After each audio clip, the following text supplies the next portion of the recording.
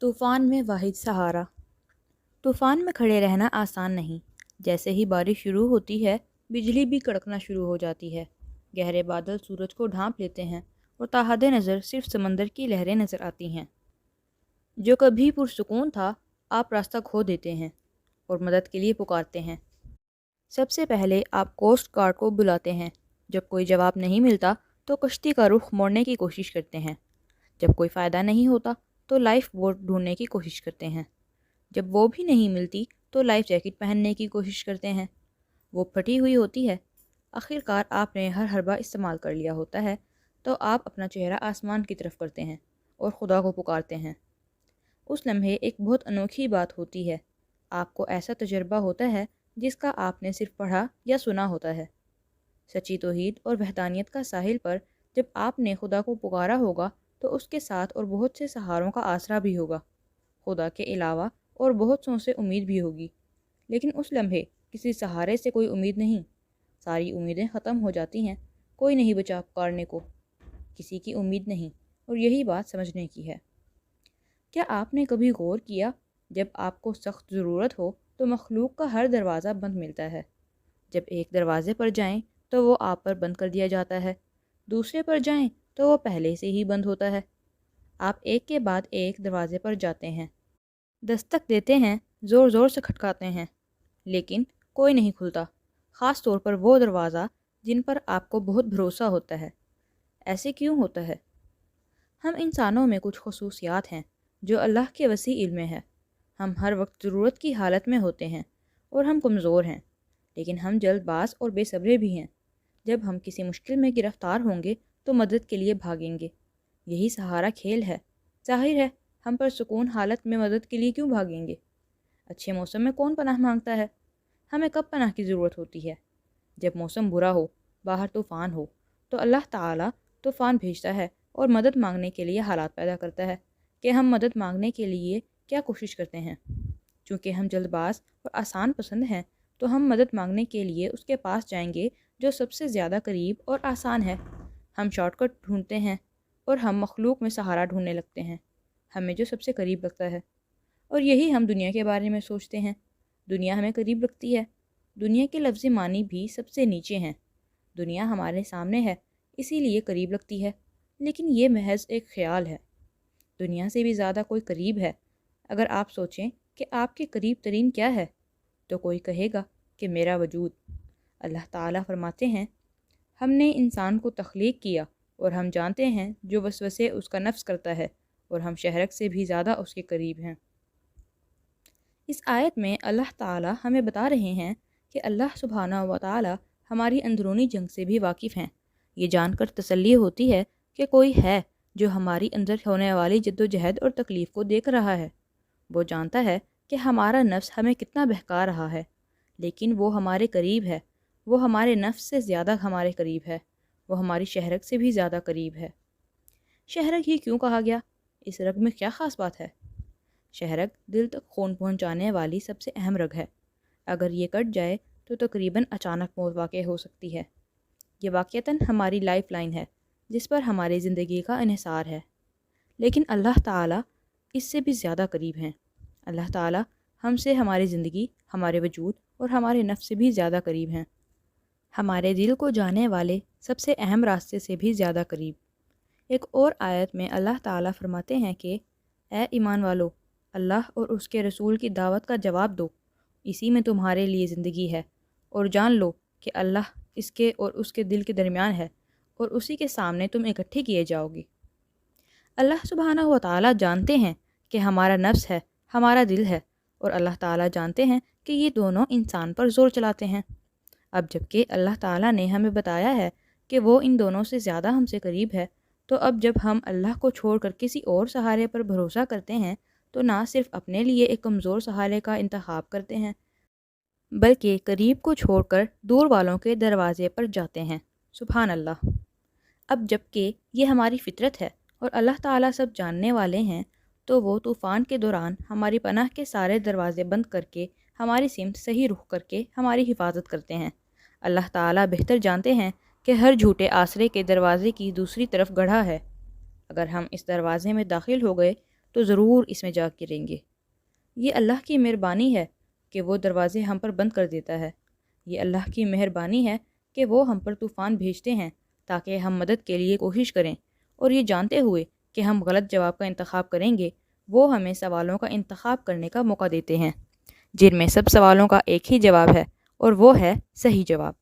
یعنی مصیبت ہی آسانی ہے، یعنی اس نے باقی سارے شارٹ کٹ اور جھوٹے سہاروں کو نکال کر امتحان اور انتخاب آسان کر دیا۔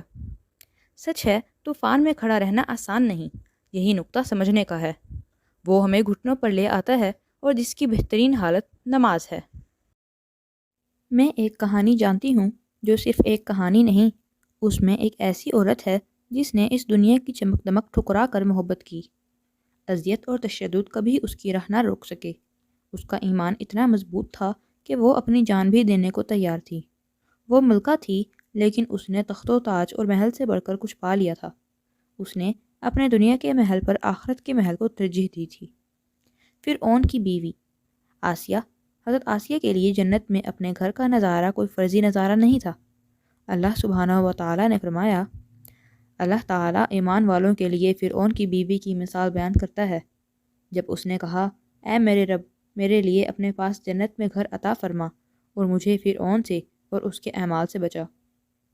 میں نے حضرت آسیہ ان کی کہانی متعدد بار سنی تھی، اور ہر بار ان کی کہانی نے مجھے متاثر کیا تھا، لیکن کچھ عرصے پہلے کسی خاص وجہ سے اس کہانی نے مجھے متاثر کیا۔ کچھ مہینے پہلے میں ایک خاص امتحان سے گزر رہی تھی، اور نیک اور مخلص لوگوں کی صحبت بھی انمول تحفہ ہوتی ہے۔ جب آپ مشکل میں ہوں تو بس ایک میسج، ایک فیس بک سٹیٹس، ایک ای میل کافی ہوتی ہے۔ نیک اور مخلص لوگوں کی پوری فوج آپ کے لیے دعائیں کرنے لگتی ہے۔ سبحان اللہ۔ میں نے بھی درخواست کی اس عظیم تحفے کی جو ایک انسان دوسرے انسان کو دے سکتا ہے۔ میں نے اپنے لیے دعا کی درخواست کی، پھر جو مجھے موصول ہوا وہ میری امیدوں سے کہیں بڑھ کر تھا۔ میں اللہ کے اس انعام کو کبھی بھی نہیں بھول سکوں گی۔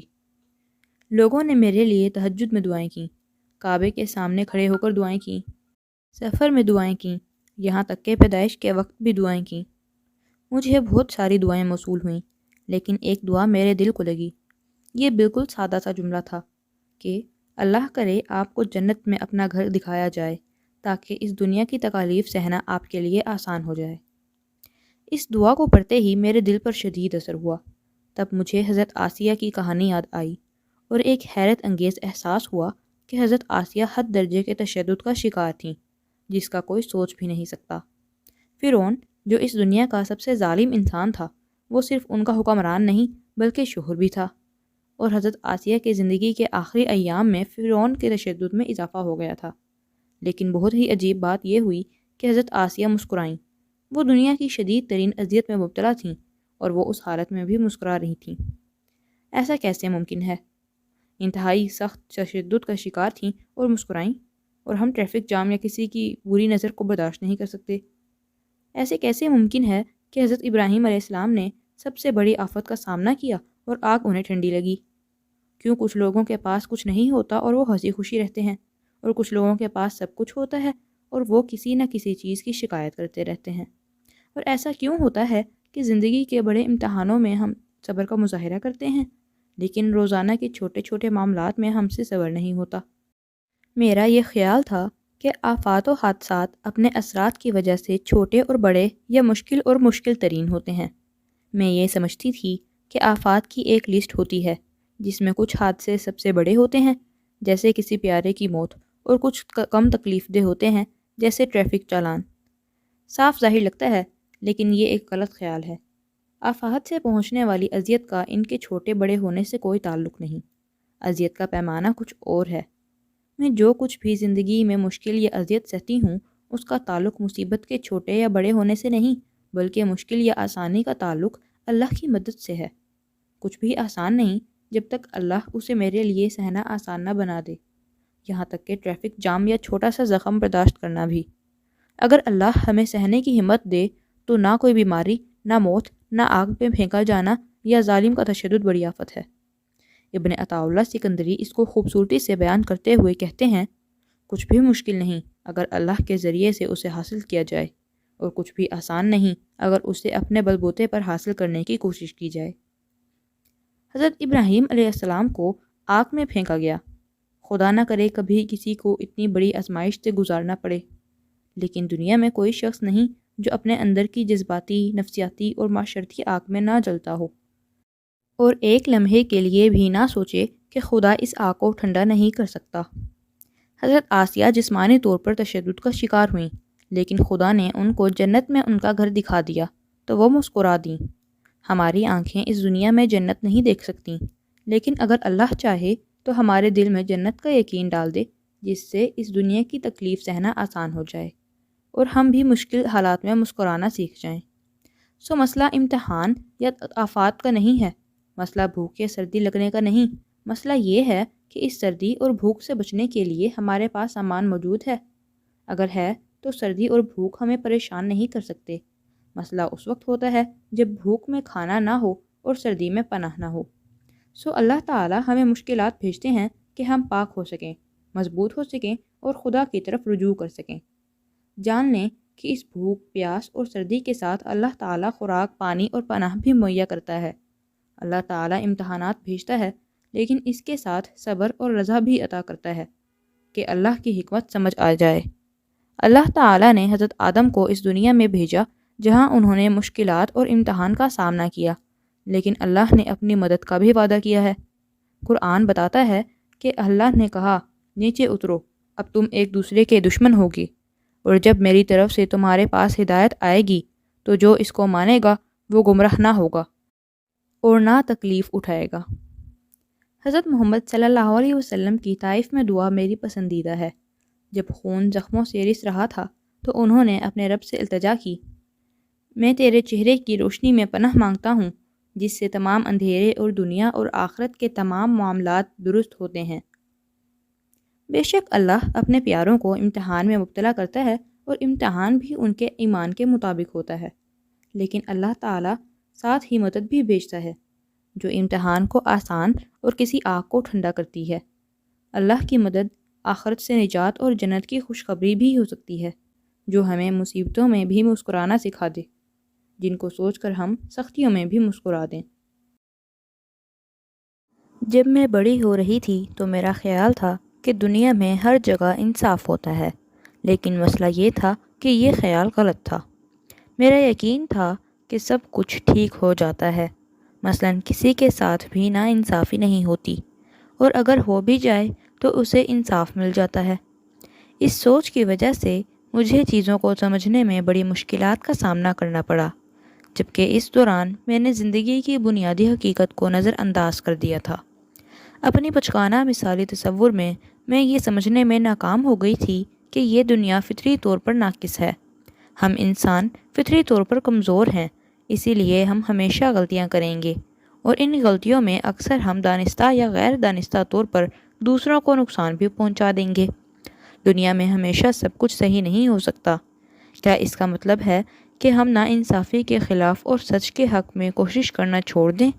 نہیں، بالکل نہیں، بلکہ اس کا مطلب یہ ہے کہ ہم دنیا اور دوسروں کے بارے میں خیالی معیار اور ناممکن توقعات نہ رکھیں، لیکن ایسا کرنا بھی آسان نہیں ہے۔ ہم اس ناقص دنیا میں کیسے رہ سکتے ہیں جہاں لوگ ہمیں دھوکہ دیتے ہیں اور ہمارے اپنے ہی ہمارے دل توڑ دیتے ہیں؟ اور شاید سب سے مشکل یہ کہ دھوکہ کھانے کے بعد آپ اس شخص کو معاف کیسے کر سکتے ہیں؟ ہم سنگ دل ہوئے بنا مضبوط کیسے ہو سکتے ہیں، اور کمزور ہوئے بغیر با اخلاق اور نرم مزاج کیسے؟ کب تک یاد رکھنا ہے اور کب بھول کر آگے بڑھ جانا ہے؟ کب خیال رکھنا حد سے زیادہ ہو جاتا ہے اور کیا محبت میں حد پار ہوتی ہے؟ ان سوالوں کے جواب ڈھونڈنے سے پہلے ہمیں اپنی زندگی کا غور سے معائنہ کرنا ہوگا۔ ہمیں یہ دیکھنے کی ضرورت ہے کہ کیا وہ تکلیف سہنے والے ہم پہلے انسان ہیں یا آخری؟ ہمیں انہی حالات سے گزرنے والوں کی کوششوں اور کامیابیوں پر غور کرنا چاہیے، اور ہمیں یہ بات اچھی طرح سمجھنی چاہیے کہ ہم درد سے بچ کر آگے نہیں بڑھ سکتے، اور کامیابی کوشش کے بنا ناممکن ہے، اور اکثر یہ کوشش دوسروں کے پہنچائے ہوئے نقصانوں کو برداشت کرنا اور ان پر قابو پانا ہی ہوتا ہے۔ اگر اس لمحے ہم اپنے پیغمبر کی روشن مثال سامنے رکھیں تو ایسے حالات میں ہمیں اپنا آپ اکیلا محسوس نہیں ہوگا، یاد رکھیں، حضرت نوح علیہ السلام کو ان کی قوم نے 950 سال تک تنگ کیا۔ قرآن پاک فرماتا ہے، ان سے پہلے انہوں نے ہمارے بندے نوح کو جھٹلایا اور کہا یہ مجنون ہے، اور وہ خوف زدہ تھے۔ حضرت نوح علیہ السلام کو اس قدر اذیت پہنچائی گئی کہ بالآخر وہ بول اٹھے، یا اللہ میں مغلوب ہوں، تو ہی میری مدد فرما۔ یہ ہمارے سامنے ہمارے پیارے نبی حضرت محمد صلی اللہ علیہ وسلم کی مثال ہے کہ ان پر پتھراؤ کیا گیا اور صحابہ کرام کو زود و کوب کیا گیا۔ یہ سب ظلم لوگوں کے ہاتھوں ہوئے، یہاں تک کہ فرشتوں کو بھی انسان کی تخلیق سے پہلے انسان کی اس فطرت کی سمجھ تھی۔ جب اللہ تعالیٰ نے فرشتوں کو انسان کی تخلیق کے بارے میں بتایا تو ان کا پہلا سوال انسان کی فطرت میں فساد اور تخریب کے بارے میں تھا۔ اللہ تعالیٰ نے فرشتوں سے فرمایا، میں دنیا میں اپنا خلیفہ بنانے والا ہوں۔ انہوں نے کہا، کیا آپ اسے بنائیں گے جو زمین میں فساد کرے گا اور خون بہائے گا؟ انسان کی ایک دوسرے کے خلاف خطرناک جرائم کرنے کی فطرت نے اس دنیا کی زندگی کی حقیقت کو افسوسناک بنا دیا ہے، لیکن اب بھی ہم میں سے بہت سے خوش قسمت ایسے ہیں جن کو زندگی میں ان آفات کا سامنا نہیں کرنا پڑا جس سے ان کے ارد گرد کے لوگ گزر رہے ہیں۔ کسی ایک شخص پر حد سے زیادہ بھروسہ، امید اور اعتبار کرنا بے وقوفی ہے۔ ہمیں یاد رکھنا چاہیے کہ انسان خطا کار ہے۔ سارا اعتبار، سارا بھروسہ اور امید صرف خدا کی ذات سے رکھنی چاہیے۔ اللہ کا فرمان ہے، جس نے برائی کو ترک کیا اور اللہ پر ایمان لایا تو اس نے بڑی مضبوط رسی کو تھام لیا۔ اس یقین کے ساتھ کہ اللہ پر ایمان وہ رسی ہے جو ہر طرح کے حالات سے آپ کو خیریت سے نکال لے گا۔ اب یہ بھی نہیں کہا جا رہا کہ بالکل ہی محبت نہ کی جائے یا کم کی جائے، بلکہ کس طرح کی جائے یہ اہم ہے۔ سب سے زیادہ گہرا تعلق صرف اللہ سے ہونا چاہیے۔ ہمارے دل میں صرف اللہ ہی ہونا چاہیے اور اللہ کے سوا کسی کو بھی اپنی زندگی کا مرکز نہیں بنانا چاہیے کہ اس کے بغیر ہم اپنی زندگی جاری ہی نہ رکھ سکیں۔ اس طرح کی محبت اصل میں محبت نہیں بلکہ پرستش یا پوجا بن جاتی ہے، جس کا نتیجہ درد کے سوا کچھ نہیں ہوتا۔ اگر سب کچھ کرنے کے باوجود دکھ اور دھوکے مل رہے ہوں، جو کہ لازمی طور پر ہوتا ہے، تو کیسے مشکل فیصلے کیے جائیں، کیسے معاف کرنا سیکھا جائے، کیسے ہم اپنے زخموں کو سی کر ان لوگوں سے اچھائی کریں جو اب بھی ہم سے مخلص نہیں۔ حضرت ابوبکر رضی اللہ عنہ کی کہانی میں بالکل اسی مسئلے کی مثال ہے۔ جب آپ کی بیٹی حضرت عائشہ رضی اللہ عنہا پر تہمت کا واقعہ ہوا تو آپ کو معلوم ہوا کہ جس شخص کی آپ ماہانہ مالی امداد کرتے ہیں وہ شخص اس بدنامی پھیلانے میں آگے آگے ہے، تو حضرت ابوبکر رضی اللہ عنہ نے اس کی امداد روکنے کا فیصلہ کیا۔ تب اللہ تعالیٰ نے آیات نازل فرمائیں، جن کو اللہ نے عزت اور دولت عطا فرمائی ہے انہیں رشتہ داروں، مسکینوں، مہاجروں کی امداد کے خلاف قسمیں نہیں کھانی چاہیے۔ معاف کرو اور درگزر سے کام لو۔ کیا تم نہیں چاہتے کہ اللہ تمہیں معاف کرے؟ بے شک اللہ بڑا غفور و رحیم ہے۔ ان آیات کے نزول پر حضرت ابوبکر رضی اللہ عنہ نے فرمایا، بے شک میں چاہتا ہوں کہ خدا میری مغفرت فرمائے، اور انہوں نے نہ صرف امداد جاری کر دی بلکہ اور بھی زیادہ دیا۔ اس قسم کے معاف کرنے اور دل صاف رکھنے کی صلاحیت مومن کی خاصیت ہے۔ ان مومنین کے بارے میں اللہ تعالیٰ کا ارشاد ہے، اور وہ جو کبیرہ گناہوں سے اور فواحش سے اجتناب کرتے ہیں اور جب ان کو غصہ دلایا جائے تو معاف کر دیتے ہیں۔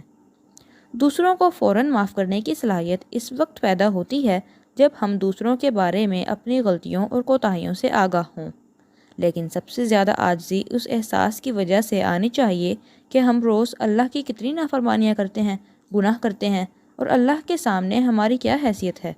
پھر بھی رب کائنات قادر و مالک ہمیں روز کتنی بار معاف کر دیتا ہے۔ ہماری کیا حیثیت ہے کہ ہم کسی کو معاف نہ کریں؟ اگر ہمیں اپنے لیے خدا سے معافی چاہیے تو ہم کیسے دوسروں کو معاف نہ کریں؟ اسی لیے حضرت محمد صلی اللہ علیہ وسلم نے سکھایا، جو رحم نہیں کرتا اس پر رحم نہیں کیا جاتا۔ اللہ سے مغفرت کی امید سے ہمیں دوسروں کو معاف کرنے کی ترغیب ملتی ہے، تاکہ اس مغفرت کے ذریعے ہم بالآخر اس دنیا میں داخل ہو جائیں جو مکمل اور انصاف پر قائم ہے۔ اچھے لوگوں کے ساتھ برا کیوں ہوتا ہے؟ یہ صرف خواب ہی تھا، لیکن ایک لمحے کے لیے اس نے مجھے جکڑ لیا تھا۔ خواب میں ہونے والی تکلیف صرف عارضی ہی ہوتی ہے، عارضی، بالکل پلک جھپکنے کے برابر۔ لیکن مجھے خواب کیوں آتے ہیں؟ کیوں مجھے نیند میں خوف، اداسی اور تکلیف سے گزرنا پڑتا ہے؟ انسانی تاریخ میں بڑے پیمانے پر یہ سوال پوچھا گیا اور بہت سے لوگوں نے اس سوال کے ذریعے ایمان کی راہ پا لی اور کچھ گمراہ ہو گئے۔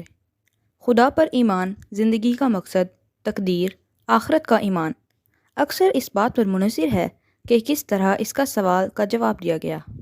اس سوال سے زندگی کی حقیقت سمجھ آ جاتی ہے۔ ہم کیوں دکھ سہتے ہیں؟ اچھے لوگوں کے ساتھ ہی برا کیوں ہوتا ہے؟ اگر خدا واقعی ہے تو معصوم بچے کیوں بھوک سے مر رہے ہیں اور مجرم آزاد کیوں گھوم رہے ہیں؟ بہت مہربان اور نہایت رحم کرنے والا رب کیسے زیادتیوں اور ناانصافی کو ہونے کی اجازت دے سکتا ہے؟ اگر خدا واقعی مہربان اور انصاف والا ہے تو کیا اچھوں کے ساتھ صرف اچھا اور بروں کے ساتھ برا نہیں ہونا چاہیے؟ اس کا جواب ہے بالکل ٹھیک ایسا ہی ہوتا ہے۔ اچھوں کے ساتھ صرف اچھا اور برا صرف بروں کے ساتھ ہوتا ہے۔ کیوں؟ اس لیے کہ خدا واقعی انصاف کرنے والا اور انتہائی مہربان ہے اور اس کے علم اور حکمت میں کوئی کمی نہیں۔ لیکن مسئلہ یہ ہے کہ ہمارے علم اور سمجھ میں کچھ کمی ہے۔ اس بات کو سمجھنے کے لیے کہ اچھے لوگوں کے ساتھ صرف اچھا ہوتا ہے اور برا صرف برے لوگوں کے ساتھ ہوتا ہے، پہلے ہمیں یہ دیکھنا ہوگا کہ ہماری نظر میں اچھے اور برے کے کیا معنی ہیں۔ مختلف لوگوں کے لیے اچھے اور برے کی معنی مختلف ہیں، لیکن پھر بھی ایک جامع اور مشترکہ تعریف بھی ہے۔ مثلاً کچھ لوگوں کے لیے اپنا مقصد حاصل کر لینا یا خواہش پوری ہونا اچھا ہے اور اپنا مقصد میں ناکام ہو جانا برا ہے۔ مثال کے طور پر، اگر میرا مقصد وزن بڑھانا ہے کیونکہ میں بہت کمزور ہوں تو وزن بڑھنا میرے لیے اچھا ہوگا، جبکہ اس کے برعکس اگر میرا وزن کم کرنا چاہتی ہوں کیونکہ زیادہ وزن ہونے سے میری بیماری بڑھنے کا خدشہ ہے تو وزن بڑھنا میرے لیے برا ہے۔ اس کا مطلب ہے کہ ایک ہی چیز کے اچھے یا برے ہونے کا تعلق آپ کے مقصد سے ہے۔ میرے ذاتی مقصد کو حاصل کرنا میری نظر میں اچھا ہے اور سب سے بڑا مقصد حاصل کرنا اصل کامیابی ہے، لیکن میرا مقصد ہے کیا؟ یہ سوال ہمیں اپنے وجود اور زندگی کے حقیقی مقصد کے سوال کے قریب لاتا ہے۔ جب زندگی کے مقصد کی بات آتی ہے تو دنیا میں واضح طور پر دو بڑے نظریے ورلڈ ویو پائے جاتے ہیں۔ پہلا نظریہ یہ کہتا ہے کہ صرف یہ دنیا ہی حقیقت ہے، اصل مقصد اور اصل منزل یہی دنیا ہے، اس لیے ساری کوششوں کا مقصد اس دنیا میں اپنی منزل حاصل کرنا ہے۔ اور دوسرا نظریہ کہتا ہے کہ اس دنیا کی حیثیت ایک پل سے زیادہ نہیں اور اصل حقیقت کے سامنے دنیا کی زندگی کی حیثیت ایک جھلک کے جتنی ہے۔ پہلے نظریے کے ماننے والوں کے لیے یہی دنیا سب کچھ ہے اور ان کی منزل اسی دنیا میں ہے، جس کے پانے کے لیے ان کی ساری جدوجہد اسی دنیا کے لیے ہے، جبکہ دوسرے نظریے کے ماننے والوں کے لیے اس دنیا کی حیثیت صفر ہے۔ کیوں؟ کیونکہ لامحدود اور ہمیشہ رہنے والی زندگی کے سامنے اس دنیا کی زندگی کی کوئی بھی گنتی صفر کے برابر ہو جائے گی، بس ایک جھلک یا خواب کی طرح۔ یہ دونوں نظریے ہمارے مقصد پر بہت نظر انداز ہوتے ہیں۔ اگر کوئی یہ مانتا ہے کہ بس دنیا کی زندگی ہی اصل زندگی ہے، یہاں ہی میری منزل ہے اور میری ساری کوششوں کا مرکز ہے، تو اس کا مقصد ہوگا کہ وہ اس زندگی سے بھرپور فائدہ اٹھائے اور سب کچھ حاصل کرنے کی کوشش کرے۔ اس صورت میں تو واقعی ہر روز ہر وقت اچھے لوگوں کے ساتھ برا ہو رہا ہے، اور اس سوچ کے مطابق لوگ اس نتیجے پر پہنچتے ہیں کہ خدا کا کوئی وجود ہی نہیں ہے، یا اگر خدا ہے تو نعوذ باللہ انصاف پسند نہیں۔ یہ بالکل ایسا ہی ہے کہ برا خواب دیکھ کر نتیجہ اخذ کر لیا جائے کہ خدا کا وجود نہیں، لیکن ہم خواب کے تجربے کو اتنی اہمیت کیوں دے رہے ہیں؟ بہرحال برے خواب برا اثر چھوڑتے ہیں، اور کئی بار اچھے لوگوں کو بھی برے خواب آتے ہیں۔ کیا ہم خواب میں انتہائی خوشی اور تکلیف کا تجربہ نہیں کرتے؟ لیکن کیا اس سے زندگی میں کوئی فرق پڑتا ہے؟ اگر اپنی اصل زندگی کو نظر میں رکھیں تو اس زندگی کی تکالیف سے کوئی فرق نہیں پڑتا۔ دوسرے نظریے، اسلامی نظریے کے مطابق اصل زندگی اس زندگی میں ساری خوشیاں اور فائدہ سمیٹنا نہیں، کیونکہ اس زندگی کی حیثیت خواب سے زیادہ نہیں۔ اس نظریے میں زندگی کے مقصد کا تعین خدا کی ذات کرتی ہے، جیسا کہ اللہ تعالیٰ نے ارشاد فرمایا، ہم نے جنوں اور انسانوں کو نہیں بنایا سوائے اپنی بندگی کے لیے۔ اس جملے کی خاص بناوٹ پر غور کریں۔ یہ نفی سے شروع ہوتا ہے، ہم نے جنوں اور انسانوں کو کسی اور مقصد کے لیے نہیں بنایا، یعنی پہلے تمام مقاصد کو رد کر دیا اور پھر صرف ایک مقصد دیا، تاکہ مسلمان جان لے کہ میری زندگی کا مقصد صرف اور صرف خدا کی رضا، قرب اور محبت ہے۔ میں صرف اسی مقصد کے لیے بنا ہوں۔ اس بات کی سمجھ اور یقین بے حد ضروری ہے، کیونکہ پھر یہ ہمارے ایمان اور عمل کا تعین کرتی ہے۔ اس کے ذریعے ہم اپنی زندگی میں اور ارد گرد دنیا میں ہونے والے واقعات کو سمجھ سکتے ہیں۔ اب اچھے اور برے کی تعریف کی طرف واپس آتے ہیں۔ بنیادی طور پر جو شے ہمیں ہمارے مقصد سے قریب لے آئے وہ اچھی ہے، اور جو ہمارے مقصد سے دور لے جائے یا مقصد کی راہ میں رکاوٹ ہو وہ بری ہے۔ اس کے مطابق جن کا مقصد دنیا کی زندگی ہے، دنیاوی نفع اور نقصان ان کے اچھے اور برے کا فیصلہ کرتے ہیں۔ ان کے لیے دولت، شہرت، رتبہ، جائیداد لازماً اچھے ہیں، اور دولت، شہرت، رتبہ چلے جانے کا مطلب برا ہے۔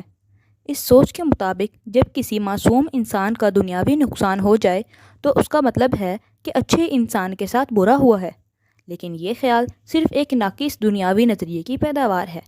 اگر آپ نقص والے چشمے کو ذریعے دنیا کی دیکھنے کی کوشش کریں گے تو آپ کے نظارے میں بھی نقص نظر آئے گا۔ دوسرے نظریے کے ماننے والے، جن کا اولین مقصد خدا کی رضا ہے، جو چیز بھی ان کو اس مقصد سے قریب لے آئے وہ اچھی ہے، اور جو چیز بھی انہیں اس مقصد سے دور لے جائے وہ ان کے لیے بری ہے۔ اس لیے بلین ڈالر جیتنا ان کے لیے ایک مصیبت ہے اگر یہ دولت ان کو خدا سے دور لے جائے، اور دوسری طرف بے روزگاری، بیماری اور پیسوں کا نقصان ایک بڑی نعمت ہیں اگر اس نقصان کے نتیجے میں ہم خدا کے قریب ہو جائیں۔ قرآن پاک میں اس حقیقت کو بیان کیا گیا ہے، شاید کہ تم کسی چیز کو ناپسند کرو اور وہ تمہارے حق میں بہتر ہو، اور کسی چیز کو پسند کرو اور وہ تمہارے حق میں بہتر نہ ہو، اللہ جانتا ہے اور تم نہیں جانتے۔ مسلمان ہونے کے ناطے ہمارا مقصد مادی نفع یا نقصان نہیں ہے، ہمارا مقصد اس سے اونچا ہے۔ ہمیں دنیاوی لحاظ سے جو حاصل ہے اس کی اہمیت صرف اس لحاظ سے ہے کہ یہ شے ہمیں خدا سے دور کر رہی ہے یا قریب۔ میرے لیے اس دنیا کی حیثیت اس خواب سے زیادہ نہیں جو میں نے دیکھا تھا اور پھر میں جاگ گئی۔ جاگنے کے بعد یہ فیصلہ ہوگا کہ خواب اچھا تھا یا برا۔ حتمی نتیجہ یہ ہے کہ انصاف بالکل موجود ہے۔ خدا اپنا قرب صرف اچھے لوگوں کو دیتا ہے اور بروں کو اپنے سے دور کر دیتا ہے۔ سب سے بڑی اچھائی اور کامیابی اس دنیا اور اگلی دنیا میں اللہ کا قرب ہے، اور یہ اچھائی صرف اچھے لوگوں کو حاصل ہے۔ اس لیے حضرت محمد صلی اللہ علیہ وسلم نے فرمایا ہے کہ مومن کا معاملہ عجیب ہے، اس کے لیے ہر شے میں اچھائی ہے، اور یہ معاملہ صرف مومن کے ساتھ ہے۔ جب اس کے ساتھ کچھ اچھا ہوتا ہے تو وہ شکر ادا کرتا ہے جو اس کے لیے اچھا ہے، اور جب کوئی آفت پہنچتی ہے تو صبر کرتا ہے جو کہ اس کے حق میں بہت بہتر ہے۔ اس حدیث پاک میں واضح کیا گیا ہے کہ کسی چیز کی اچھائی اور برائی کا اس کی ظاہری شکل و صورت سے تعلق نہیں، اچھائی کا تعلق اس کیفیت سے ہے جس کا سبب یہ چیز بنی، یعنی صبر اور شکر دونوں خدا کی رضا میں راضی رہنے کو ظاہر کرتے ہیں۔ اور دوسری طرف سب سے بڑی آفت خدا سے دوری ہے، اس دنیا میں بھی اور آخرت میں بھی، اور صرف برے لوگوں کو اس آفت سے گزرنا ہوگا۔ ان خدا سے دور لوگوں کے پاس دنیا کی زندگی میں جو دولت، شہرت، رتبہ اور جائیداد ہے یا نہیں ہے، یہ محض وقتی خیال یا خواب ہے، کیونکہ ہمیشہ کی زندگی میں یہ اس سے محروم ہوں گے یا اس سے بھی برا حشر ہوگا۔ قرآن نے اس کو واضح کیا ہے، جیسا کہ اللہ تعالیٰ نے فرمایا، آپ کی نظریں اس طرف نہ اٹھیں جو ہم نے انہیں اس دنیا کے مال اور رونق عطا کیے ہیں، جس کے ذریعے ہم ان کا امتحان لیں گے۔ آپ کے پروردگار کا رزق زیادہ بہتر اور پائیدار ہے۔ اصل زندگی ہماری آنکھ کھلنے کے بعد شروع ہوگی، اور جب ہم اس دنیا میں جاگیں گے تو معلوم ہوگا کہ دنیا کی زندگی تو بس خواب تھی۔ کل میرا 22 مہینے کا لاڈلا اپنی خود مختاری کا مظاہرہ کرنا چاہ رہا تھا جب وہ کار سیٹ سے اتر کر بڑوں کی طرح خود کار کا دروازہ بند کرنا چاہتا تھا۔ اس لیے میں وہاں کھڑی ہو کے دیکھتی رہی کہ کہیں بے دھیانی میں اس کا سر دروازے میں نہ ٹکرا جائے۔ میں نے اسے اٹھا کے پیچھے کیا اور دروازہ خود بند کر دیا۔ یہ تو اسے بہت برا لگا اور وہ زور زور سے رونے لگا کہ جو وہ کرنا چاہ رہا تھا میں نے اسے کرنے نہیں دیا۔ اس چیز کو دیکھ کر میرے دل میں ایک عجیب خیال آیا۔ مجھے وہ تمام چیزیں یاد آئیں جو ہم حاصل کرنا چاہتے تھے لیکن اللہ تعالیٰ نے ہمیں نہیں لینے دیں۔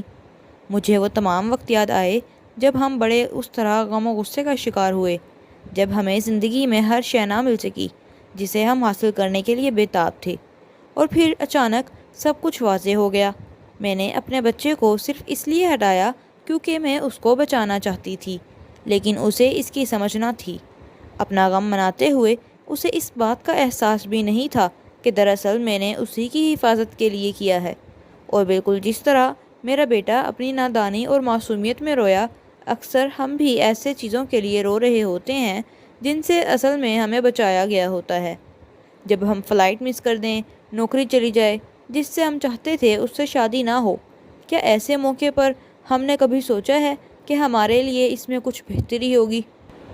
اللہ تعالیٰ قرآن پاک میں فرماتے ہیں، شاید تم کسی چیز کو ناپسند کرو اور وہ تمہارے حق میں بہتر ہو، اللہ جانتا ہے اور تم نہیں جانتے۔ لیکن حالات کی دوسری طرف دیکھنا مشکل ہوتا ہے۔ خیال سے آگے کے سچ کو سمجھنے کے لیے بہت مضبوطی کی ضرورت ہوتی ہے۔ جس طرح میرا بیٹا یہ نہیں سمجھ رہا تھا کہ اس کی مرضی کی چیز سے پیچھے ہٹا کے دراصل میں اس کی پرواہ کر رہی ہوں، کبھی کبھی ہم بھی اتنے ہی اندھے ہو جاتے ہیں۔ نتیجتاً ہم اپنی زندگی کے بند دروازوں کے باہر آس لگائے بیٹھے رہتے ہیں اور کھلے دروازوں کی تلاش بھول جاتے ہیں۔ جب ہم اس سے شادی نہیں کر پاتے جسے ہم چاہتے تھے، تو ہم اپنے اندھے پن میں اس کو بھی نہیں دیکھ پاتے جو ہمارے لیے بہتر ہے۔ جب ہمیں نوکری نہیں ملتی یا کوئی بڑی مایوسی ہو تو ہم حالات کا مقابلہ نہیں کرتے، ہم حالات کا بڑے پیمانے پر جائزہ لینے کی کوشش نہیں کرتے۔ اکثر اللہ تعالیٰ ہم سے کچھ لے کر ہمیں بہتر دینا چاہتے ہیں۔ یہاں تک کہ سانحہ بھی ایسا ہو سکتا ہے۔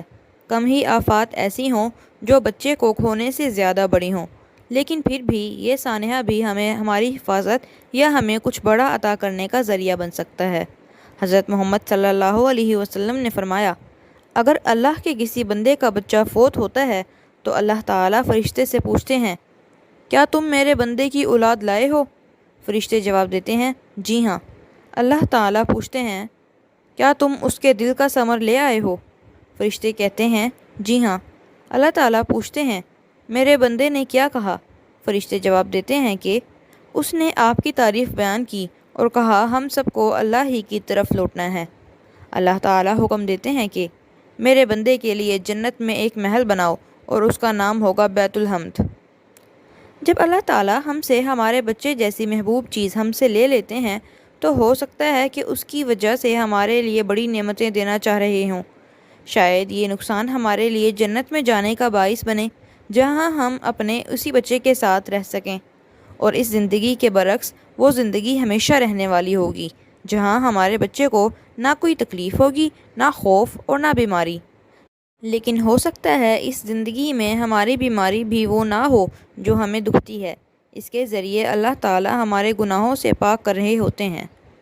جب حضرت محمد صلی اللہ علیہ وسلم سخت بخار میں مبتلا تھے تو انہوں نے فرمایا کہ کسی مسلمان کو جو تکلیف ملے، حتیٰ کہ کانٹے کے چبھنے کی تکلیف بھی، تو اللہ اس کے ذریعے اس کے گناہ جھاڑتا ہے جیسے درخت کے پتے جھڑتے ہیں۔ تنگ دستی کی مثال لے لیجئے۔ کوئی تنگ دست یا غریب اسے اللہ کی رحمت نہیں سمجھے گا، لیکن قارون کے آس پاس والوں نے غریبی کا شکر ادا کیا تھا۔ قارون حضرت موسیٰ کے دور میں ایک شخص تھا جس کو اللہ نے اتنی دولت دی تھی کہ اس کی چابیاں بھی دولت شمار کی جاتی تھیں۔ قرآن فرماتا ہے، وہ اپنی قوم کے سامنے سج دھج کے آیا۔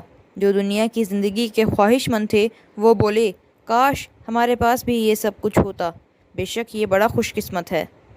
لیکن قارون کی دولت نے اسے گھمنڈی، ناشکرا اور اللہ کا نافرمان بنا دیا تھا۔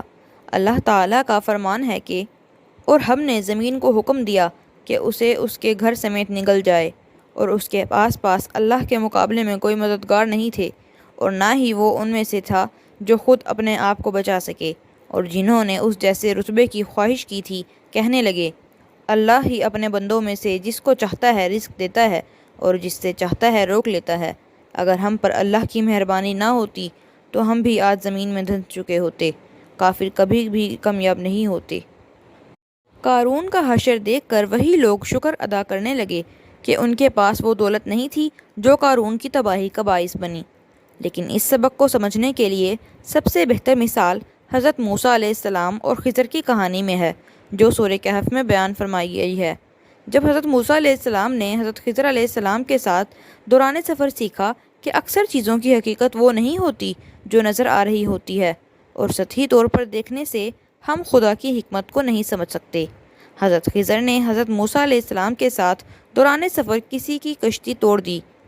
دیکھنے میں یہ عمل غریب کشتی کے مالکان کے ساتھ زیادتی لگتا ہے، جبکہ بعد میں حضرت خضر نے وضاحت بیان کی کہ کشتی کو توڑ کر اصل میں وہ لوگوں کو بچا رہے تھے اور کشتی کو محفوظ کر رہے تھے۔ قرآن پاک میں اس طرح بیان ہے کہ خضر نے کہا، اب ہم میں الگ ہونے کا وقت آ گیا ہے، اور اب میں تمہیں بتاتا ہوں ان چیزوں کی حقیقت جن پر تم صبر نہ کر سکے۔ جہاں تک کشتی کا معاملہ ہے تو وہ غریب لڑکوں کی تھی۔ میں نے چاہا کہ اسے عیب دار کر دوں، کیونکہ آگے ایک بادشاہ تھا جو زبردستی اچھی کشتیاں ضبط کر رہا تھا۔ کشتی کو توڑ کر اصل میں حضرت خضر کشتی کو اور کشتی کے مالکان کو بچا رہے تھے۔ کبھی کبھار زندگی میں بھی بالکل ایسا ہی ہوتا ہے، ہمیں بچانے کے لیے ہم سے کچھ لے لیا جاتا ہے یا ہماری مرضی کے خلاف ہمیں دیا جاتا ہے، اور ہمیں ایک 22 مہینے کے بچے کی طرح ایسا محسوس ہوتا ہے کہ دروازہ بند ہو گیا ہے۔ مجھے ابھی بھی یاد ہے میری بے بسی، گہری مایوسی، جو اکثر خود احتسابی کی وجہ بنتی ہے۔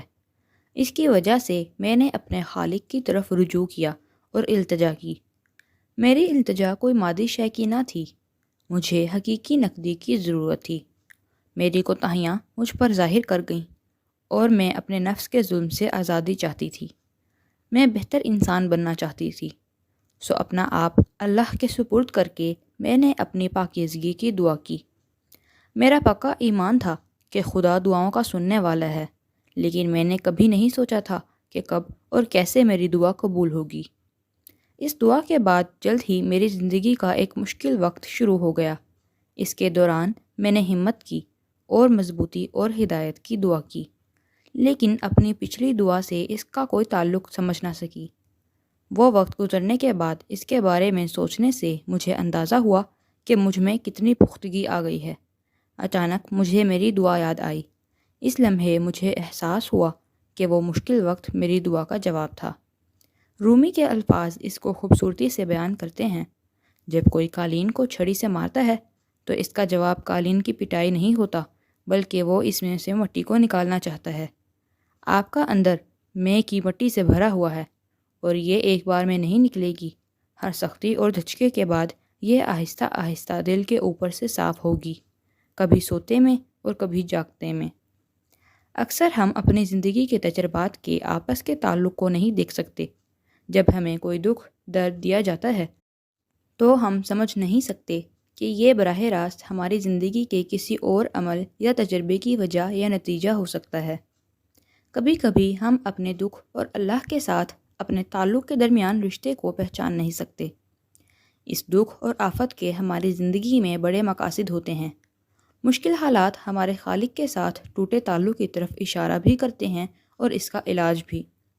مشکل وقت ہمارے ایمان، ہمت، حوصلے اور مضبوطی کا امتحان ہوتا ہے۔ اس وقت کے دوران ہی ہمارے ایمان کی سطح ظاہر ہوتی ہے۔ مصیبتیں ہمارے ایمان کے دعووں کا نقاب اتار پھینکتی ہیں۔ برے حالات ایمان کے سچے دعوے داروں کو جھوٹے دعوے داروں سے الگ کر دیتے ہیں۔ اللہ تعالیٰ فرماتے ہیں، کیا لوگ سمجھتے ہیں کہ ان کو اس بات پر چھوڑ دیا جائے گا کہ وہ کہتے ہیں کہ ہم ایمان لائے اور ان کا امتحان نہیں کیا جائے گا؟ ہم نے ان سے پہلے لوگوں کا بھی امتحان کیا، اور اللہ سچوں کو جھوٹوں سے الگ کر کے رہے گا۔ پریشانیاں ہمارا امتحان ہوتی ہیں۔ پریشانیاں رحمت اور اللہ کی محبت کی نشانی بھی ہو سکتی ہیں۔ حضرت محمد صلی اللہ علیہ وسلم کا فرمان ہے، جب اللہ کسی کے لیے اچھا چاہتا ہے تو اسے پریشانی میں مبتلا کر دیتا ہے۔ اکثر لوگوں کے لیے یہ بات قابل فہم نہیں ہوگی کہ مصیبت کیسے اچھی ہو سکتی ہے۔ اکثر لوگ یہ نہیں دیکھتے کہ پریشانیاں آپ کو خدا سے قریب کرتی ہیں اور آپ کو گناہوں سے اور نفس کی آلائش سے پاک کرتی ہیں۔ کیا ہوتا ہے جب مغرور شخص حالات کے سامنے بے بسی محسوس کرتا ہے؟ کیا ہوتا ہے جب انسان سمندر کے عین درمیان طوفان کا شکار ہوتا ہے؟ کیا ہوتا ہے جس بحری جہاز پر بڑا بھروسہ ہو وہ ٹائٹینک کی داستان بن جاتا ہے؟ یہ بدقسمتی کی علامتیں اصل میں خطرے کی گھنٹی ہیں۔ یہ ہمیں جھنجھوڑتی ہیں، ہمیں عاجز کرتی ہیں اور ہمیں خدا کے سامنے اپنی اوقات یاد دلاتی ہیں، اور اس طرح یہ ہمیں ہماری لاپرواہی، ہمارے دھوکے، فریب اور ہماری آوارہ مزاجی کی غفلت سے نکال کر ہمیں اپنے خالق کے سامنے لے آتی ہیں۔ مصیبتیں ہماری آنکھوں پر پڑا آسائشوں کا پردہ ہٹا دیتی ہیں اور ہمیں یاد کراتی ہیں کہ ہم کون ہیں اور کس سمت جا رہے ہیں۔ اللہ تعالیٰ کا فرمان ہے، ہم نے انہیں اچھے اور برے وقت سے آزمایا کہ شاید وہ لوٹ آئیں۔ ایک دوسری آیت میں اللہ تعالیٰ نے واضح کیا، جب بھی ہم کسی علاقے میں کوئی نبی بھیجتے تھے تو اس علاقے کے لوگوں کو تکلیف اور مصیبت میں مبتلا کر دیتے تھے کہ وہ عاجزی سیکھیں۔ عاجزی اور انکساری انسان کی روح کو پاک کرتی ہیں، اور اللہ تعالیٰ مومنین کو قرآن میں تسلی دیتے ہیں اور یقین دلاتے ہیں ان کے دکھ ان کی عزت اور درجات میں بلندی کا باعث ہیں۔ اللہ کا فرمان ہے، اگر تمہیں کوئی تکلیف پہنچی ہے تو تم سے پہلے اسی طرح کی تکلیف انہیں بھی پہنچ چکی ہے۔ یہ دن ہم لوگوں کے درمیان پھیرتے رہتے ہیں تاکہ اللہ ایمان والوں کی پہچان کر دے اور کچھ کو شہادت کے درجے پر فائز کرے، اور اللہ ظالموں کو پسند نہیں کرتا۔ نفس کی پاکیزگی کے لیے اسی جنگ کی ضرورت ہے جس کے بعد ہی خدا کی راہ میں درجے ملتے ہیں۔ یہ قربانی سے شروع ہوتی ہے اور اس کی راہ میں جد و جہد ہے۔ یہی وہ راستہ ہے جو خدا نے واضح کیا ہے جب فرماتا ہے کہ اے انسان، تو مشقت پہ مشقت برداشت کر کے اپنے رب کی طرف بڑھ رہا ہے، اور ایک دن تو اس سے جا ملے گا۔ مصیبت میں مومن کا رد عمل۔ مسلمانوں کے لیے یہ وقت مشکل ہے۔ کبھی کبھی مایوسی سے بچنا ناممکن ہو جاتا ہے۔ اکثر سوچتے ہیں ہمارے ساتھ ایسا کیوں ہو رہا ہے؟ جب ہم نے کچھ غلط نہیں کیا تو ہمارے ساتھ ایسے کیسے ہو سکتا ہے؟ ہمارے ساتھ ایسے ملکوں میں ناروا سلوک کیسے ہو سکتا ہے جو ملک شخصی آزادی، انصاف اور مساوات پر قائم ہوئے ہیں؟ یہ تمام سوچیں فطری ہیں، لیکن ہمیں ان سے آگے دیکھنا ہوگا۔ ہمیں ان وقتی حالات کے پردے کے پیچھے کی حقیقت کو سمجھنے کی ضرورت ہے۔ اس دھند کے پار دیکھنے کے لیے نظر پر زور دینا ہوگا۔ اس حقیقت کی قرآن و سنت میں اکثر تعلیم کی گئی ہے۔ وہ بنیادی یہ تعلیم ہے کہ دنیا کی زندگی صرف امتحان ہے۔ اللہ تعالیٰ قرآن پاک میں فرماتے ہیں کہ اس نے موت اور زندگی تخلیق کیے تاکہ آزمائے کہ کون تم میں اچھے عمل کرتا ہے، اور وہ العزیز ہے، الغفور ہے۔ اس میں ہمیں یہ بتایا گیا ہے کہ زندگی اور موت کے بنانے کا مقصد ہمارا امتحان ہے۔ ایک لمحے کے لیے ایمرجنسی سائرن کے بارے میں سوچیں۔ اس کا کیا مقصد ہے؟ سائرن کا مقصد ہے کہ ہمیں بتایا جائے کہ کچھ نقصان دہ چیز ہونے والی ہے۔ جیسے ہی ہم سائرن سنتے ہیں ہم بھگدڑ شروع کر دیتے ہیں۔ کیا ہوتا ہے جب یہ سائرن صرف آزمانے کے لیے بجایا جاتا ہے؟ جب صرف ہمارا رد عمل دیکھنے کے لیے آزمائشی سائرن بجایا جائے؟ آزمائشی سائرن کی آواز بھی بالکل اصلی سائرن کی طرح ہوتی ہے، لیکن یہ صرف آزمائشی ہوتا ہے۔ یہ بالکل اصلی سائرن جیسا سنائی دیتا ہے اور محسوس ہوتا ہے، لیکن یہ صرف آزمائشی ہوتا ہے، اور ہمیں بار بار یاد بھی کروایا جاتا ہے کہ یہ اصل نہیں، صرف آزمائش ہے۔ اللہ تعالیٰ بالکل یہی یاد دہانی ہمیں بار بار اس دنیا کے بارے میں کرواتے ہیں کہ یہ دنیا دیکھنے اور محسوس کرنے میں بالکل اصلی لگے گی، اور محسوس کرنے میں بھی بالکل اصلی ہے۔ کبھی یہ ہمیں ڈرائے گی، کبھی رلائے گی، اور کبھی ہمارے حوصلے پر ضربے لگائے گی کہ ہم ہمت ہار جائیں۔ لیکن یہ زندگی اور اس کے تمام لوازمات آزمائشی ہیں، یہ اصل نہیں ہیں۔ بالکل آزمائشی سائرن کی طرح ہماری تربیت ہو رہی ہے اس حقیقت کے لیے جو آنے والی ہے۔ آزمائشی سائرن کے بعد جو حقیقت ہے اس کی تیاری کے لیے۔ اب سوچیں کہ آزمائشی سائرن اچانک نہ ہو، بلکہ اس سے پہلے ہر گھر میں اشتہار بانٹے جائیں کہ آزمائشی سائرن بجایا جائے گا۔ اب ذرا غور کریں اس اطلاع پر جو اللہ سبحانہ و تعالیٰ نے ہمیں دی۔ بے شک تمہارے مالوں اور تمہاری جانوں کے ذریعے سے تمہارا آزمایا جائے گا، اور اہل کتاب اور مشرکین کی باتیں تمہیں اذیت پہنچائیں گی۔ اگر تم صبر کرو اور اللہ سے ڈرو تو یہ بڑی ہمت کے کام ہیں۔ اب سوچیں کہ ان اطلاعات کے بعد ہمیں ان لوگوں کا حال بھی سنایا جائے جنہیں ہم سے پہلے آزمایا گیا تھا۔ اللہ کا فرمان ہے، کیا تم سمجھتے ہو کہ تم آزمائش کے بغیر جنت میں داخل کر دیے جاؤ گے؟ جیسے تم سے پہلے آزمائے گئے تھے وہ لوگ بدبختی اور مصیبتوں سے آزمائے گئے تھے، اور اس قدر جھنجھوڑے گئے کہ رسول اور مومنین نے التجا کی کہ اے اللہ کی مدد کب آئے گی؟ بے شک اللہ کی مدد قریب ہے۔ نہ صرف سائرن نیا نہیں بلکہ اس کی نشاندہی بھی پہلے کی جا چکی ہے۔ فرض کریں ہمارے ساتھ ایسا کیا جائے تو ہمارا رد عمل کیا ہوگا؟ ہم کیا کریں گے جب آزمائشی سائرن بجایا جائے؟ کیا ہم پریشان ہوں گے یا بھگدڑ کا شکار ہوں گے؟ جب ہمیں معلوم ہو کہ سائرن تو صرف ٹیسٹ کرنے کے لیے ہے، لیکن پھر بھی ہم پریشان ہو جاتے ہیں۔ یہاں ایک اہم بات سمجھنے کی ہے کہ ہمیں کون دیکھ رہا ہے، ہمیں کس کا ڈر ہے، ہمیں کس کے سامنے اپنا آپ صحیح ثابت کرنا ہے۔ لوگوں کے سامنے، زمانے کے سامنے، CNN کے سامنے، سی اسپین کے سامنے، گوروں کے سامنے؟ نہیں، بالکل نہیں، بلکہ وہ سب آزمائش کا حصہ ہیں۔ وہ آزمائش کرنے کے لیے بنائے گئے ہیں۔ ہم صرف اور صرف ایک حاکم کے سامنے پیش ہوں گے۔ ہمارا ہر عمل صرف الحق کے لیے ہے۔ ہم جانتے ہیں کہ ہم ہر وقت صرف اسی کی نظر میں ہیں، صرف وہی ہمارے ظاہر باطن سے واقف ہے، تو صرف وہی ہمارا فیصلہ کرے گا۔ جب ہم اس بنیادی حقیقت کو سمجھ لیتے ہیں تو ہمارے اندر ایک ڈرامائی تبدیلی رونما ہوتی ہے۔ جیسے ہی ہماری سوچ کا زاویہ بدلتا ہے، ہمارا رد عمل اور سوالات بھی بدل جاتے ہیں۔ بجائے یہ سوچنے کے کہ ایسا کیوں ہو رہا ہے، اتنی ناانصافی کیوں ہے، ہم سوچنے لگتے ہیں کہ میرا کیا عمل ہونا چاہیے، میں اس امتحان میں کیسے کامیاب ہوں، خدا مجھے کیا سکھانا چاہ رہا ہے، اس ظالم، جابر اور آزمائش کے ذریعے خدا مجھے کیا سکھانا چاہ رہا ہے۔ ہم ایک قوم کی حیثیت سے کیسے اس امتحان کے ذریعے خدا کے قریب ہو سکتے ہیں۔ اللہ اکبر! اللہ تعالیٰ کی آزمائشوں کی خوبصورتی یہ ہے کہ ہمیں اطلاع دینے کے ساتھ ساتھ اس سے بچاؤ کی ترکیب بھی سکھائی جاتی ہے، جو ہے صبر اور تقویٰ۔ اللہ تعالیٰ نے فرمایا ہے کہ بے شک تمہاری جانوں اور تمہارے مالوں سے تمہیں آزمایا جائے گا، اور تم اہل کتاب اور مشرکین سے اذیت آمیز باتیں سنو گے، اور اگر تم صبر اور تقویٰ سے کام لو تو یہ بہت اہمیت والے کام ہیں۔ ایک اور آیت میں کسی بھی نقصان سے بچنے کے لیے انہی دونوں اجزاء پر زور دیا گیا ہے۔ فرمایا گیا، جب تمہیں کوئی بھلائی پہنچتی ہے تو انہیں برا لگتا ہے، جب تمہیں کوئی برائی پہنچتی ہے تو یہ خوش ہوتے ہیں، اور اگر تم صبر کرو اور تقویٰ اختیار کرو تو ان کا مکر و فریب تمہیں کوئی نقصان نہیں پہنچا سکتا۔ بے شک اللہ کا علم ان کے عمل کو گھیرے ہوئے ہے۔ کامیابی کی ہدایت نامے میں یہ بھی بتا دیا گیا ہے کہ پچھلی قوموں نے کیا عمل کیا جب ان کو آزمایا گیا۔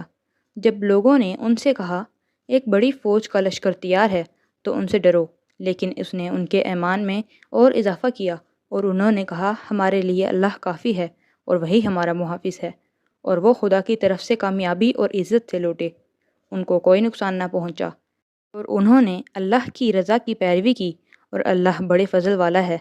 بے شک شیطان ہی ہے جو اپنے ساتھیوں سے ڈراتا ہے، تو اس سے نہ ڈرو، مجھ سے ڈرو اگر ایمان والے ہو۔ ایک اور جگہ اللہ تعالیٰ فرماتے ہیں، اور کتنے ہی انبیاء نے جہاد کیا، ان کے ساتھ بہت سے اللہ والے تھے، تو انہوں نے اللہ کی راہ میں پہنچنے والی تکالیف کی وجہ سے نہ تو ہمت ہاری اور نہ کمزوری دکھائی اور نہ دوسروں سے دبے، اور اللہ صبر کرنے والوں سے محبت فرماتا ہے۔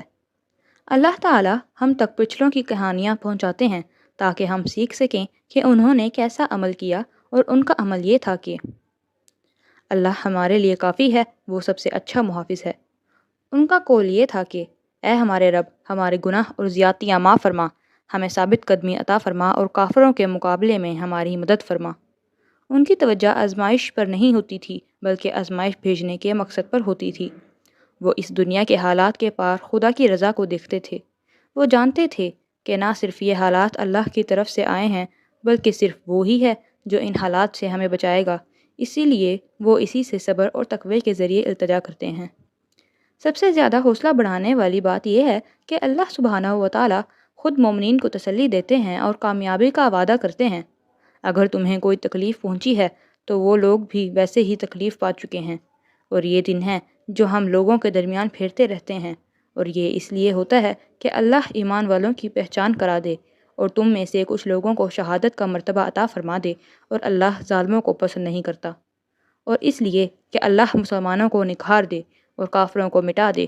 کیا تم اس گمان میں ہو کہ تم جنت میں داخل ہو جاؤ گے، حالانکہ ابھی اللہ نے تمہارے مجاہدوں کا امتحان نہیں لیا اور نہ ہی صبر والوں کی آزمائش کی ہے۔ جب ہم اپنی زندگی کو دیکھنے کا نظریہ بدلتے ہیں تو ہمارے اندر اور بہت بڑی تبدیلیاں آتی ہیں، اور ہمارے اعمال اور حالات کا سامنا کرنے کا طریقہ بالکل بدل جاتا ہے۔ ہم سے پہلے جب نیک لوگوں پر آزمائشیں آئیں تو اس سے ان کے ایمان اور فرما برداری میں اضافہ ہوا۔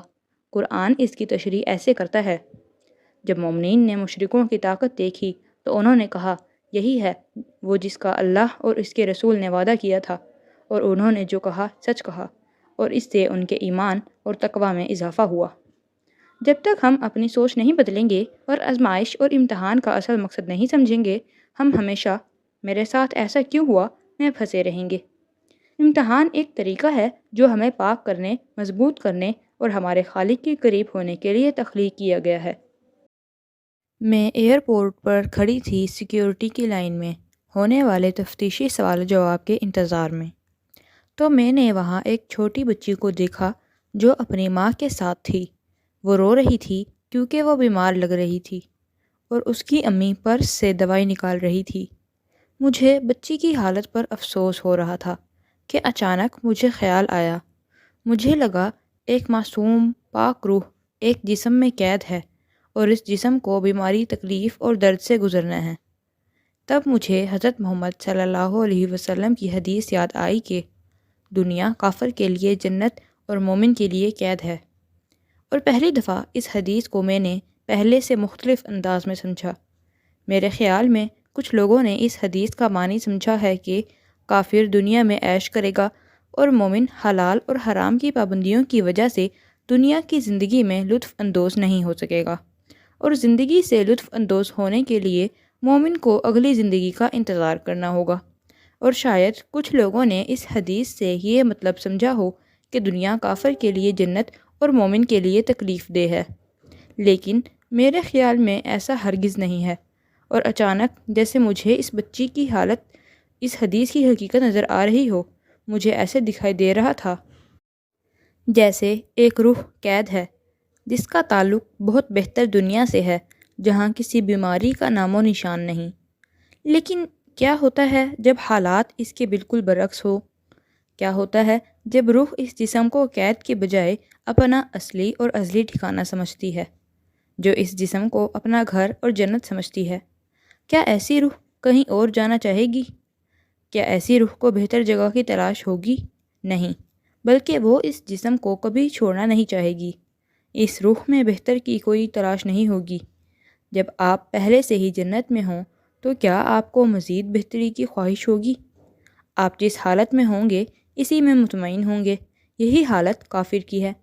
اللہ سبحانہ و تعالیٰ ان کے بارے میں فرماتے ہیں کہ بے شک جو لوگ ہم سے ملنے کی امید نہیں رکھتے اور دنیاوی زندگی سے خوش ہیں اور اسی سے مطمئن ہو گئے ہیں، اور جو ہماری نشانیوں سے غافل ہیں۔ ایک کافر روح کے لیے ناانصافی، دکھ اور مایوسی سے بھری عارضی دنیا جنت ہے۔ کیا آپ اس تکلیف کا تصور کر سکتے ہیں جب آپ کی جنت میں ناکامی، زخم اور مرنا بھی ہو اور اس کے علاوہ کسی اور جنت کا کوئی تصور بھی نہ ہو؟ ایسا شخص جو مرنے کے بعد جنت کی حقیقت پر یقین نہیں رکھتا، وہ اسی دنیا کو جنت بنانے کی کوشش کرتا ہے، تو اس کوشش میں وہ بہت بے صبر ہوا جاتا ہے۔ جب حالات اس کی مرضی سے نہ چل رہے ہوں تو وہ بہت جلد طیش میں آ جاتا ہے اور گھبرا جاتا ہے، کیونکہ وہ اس زندگی کو پرفیکٹ بنانا چاہتا ہے۔ اس کی ساری امیدیں اسی زندگی سے ہیں، اسے سب کچھ اسی دنیا میں چاہیے، اس لیے دنیا کو پانے کے لیے ہر کوشش کرے گا۔ اس کے پاس بہتر دنیا کا کوئی تصور نہیں ہے، اسی لیے وہ اپنی ہر کوشش، ہر صلاحیت، ہر موقع اور رب کی طرف سے دیا گیا ہر انعام اس دنیا کی زندگی کو جنت بنانے میں لگا دے گا، حالانکہ اس دنیا میں جو تقدیر میں لکھا ہے اس سے زیادہ نہیں مل سکتا۔ ایسے لوگوں کی روحوں نے ان دنیاوی جسموں کو ہی اپنا اصل ٹھکانہ بنا لیا ہوتا ہے اور ان جسموں سے سختی سے جڑی ہوئی ہوتی ہیں، اور ان روحوں کا ان جسموں سے الگ کرنا بہت مشکل اور تکلیف دہ تجربہ ہوتا ہے۔ روح کو وہاں سے نکالنا تکلیف دہ ہے جہاں وہ اپنا بسیرا کر چکی ہو اور اسے اپنا ٹھکانہ مان چکی ہو۔ اس لیے کافروں کے لیے موت اذیت ناک تجربہ ہوتی ہے، جسے قرآن ان الفاظ میں ظاہر کرتا ہے: ان فرشتوں کی قسم جو کافروں کی جان ان کے جسموں کے ایک ایک انگ میں سے نہایت سختی سے کھینچ لاتے ہیں۔ روح کو سختی سے کھینچ کر بدن سے نکالنا، کیونکہ روح یہ سمجھتی ہے کہ اس کو اس کے ٹھکانے سے نکالا جا رہا ہے جسے وہ اپنی جنت سمجھتی ہے، کیونکہ اسے بہتر جگہ کا اصل جنت کا تصور بھلا دیا گیا ہوتا ہے۔ مومن کی روح اس جسم کے پنجرے کی قید میں ہوتی ہے۔ کیوں؟ قیدی کیسے؟ قیدی وہ ہوتا ہے جو اپنے گھر سے دور کسی جگہ پر پھنسا ہوا ہوتا ہے اور وہ اس قید سے نکل کر بہتر جگہ جانا ہوتا ہے۔ یہ جسم مومن روح کے لیے قید ہے، اس لیے نہیں کہ زندگی میں بہت مشکل اور پریشانیاں ہیں، بلکہ اس لیے کہ یہ روح جنت میں جانا چاہتی ہے، کیونکہ اس کا گھر، اس کا اصل ٹھکانہ جنت میں ہی ہے۔ ایک مومن کی دنیاوی زندگی چاہے کتنی ہی اچھی کیوں نہ ہو، جنت کی بے عیب زندگی کے مقابلے میں کچھ بھی نہیں۔ اس روح کی خواہش خدا سے ملاقات اور جنت ہے، لیکن دنیا کی زندگی نے اسے روک رکھا ہے۔ اس لیے دنیا کی زندگی رکاوٹ ہے، قید ہے۔ اگرچہ مومن کا دل اس دنیا کی جنت کا طلبگار ہے، لیکن روح کی طلب اس سے آگے کی ہے۔ روح کو اپنے ٹھکانے تک پہنچنے کی خواہش ہے، لیکن وہ اس جسم کی سلاخوں کے پیچھے ایک وقت معینہ تک قید ہے۔ اسے اپنے گھر جانے سے پہلے اپنی سزا کی مدت پوری کرنی ہے۔ اس روح کا بسیرا اس جسم میں نہیں ہوتا۔ جب سزا ختم ہوتی ہے اور قید کو گھر جانے کی اجازت ملتی ہے تو وہ جیل کی سلاخوں سے چپک کر بیٹھا نہیں رہتا۔ اللہ سبحانہ و تعالیٰ نے مومن کی موت کو بالکل مختلف انداز میں بیان کیا ہے۔ فرمایا، اور ان فرشتوں کی قسم جو مومنوں کی جان کے بند نہایت نرمی سے کھول دیتے ہیں۔ مومن روح پھسل کر جسم سے نکلتی ہے، جیسے قیدی کی سزا ختم ہوئی ہو اور اب اسے اپنے گھر جانے کی اجازت ہے۔ یہ کافر روح کی طرح اپنے ٹھکانے سے مطمئن اور نہ جانے پر بزید نہیں ہوگی۔ اس لیے اس کو بیان کرنے کے لیے مجھے حضرت محمد صلی اللہ علیہ وسلم کی حدیث سے بہتر مثال نہیں ملی کہ بے شک یہ دنیا مومن کے لیے قید اور کافر کے لیے جنت ہے۔ ہم سب کو ایک ہی جگہ سے بلاوا آنا ہے، لیکن سوال یہ ہے کہ کیا ہم نے ایسی زندگی گزارنی ہے کہ جب بلاوا آئے تو ہم اس قید کی سلاخوں سے چمٹے رہیں، یا پھر ہم نے ایسی زندگی گزارنی ہے کہ جب بلاوا آئے تو ہمیں آزادی کا احساس ہو اور اپنے گھر جانے کی خوشی ہو۔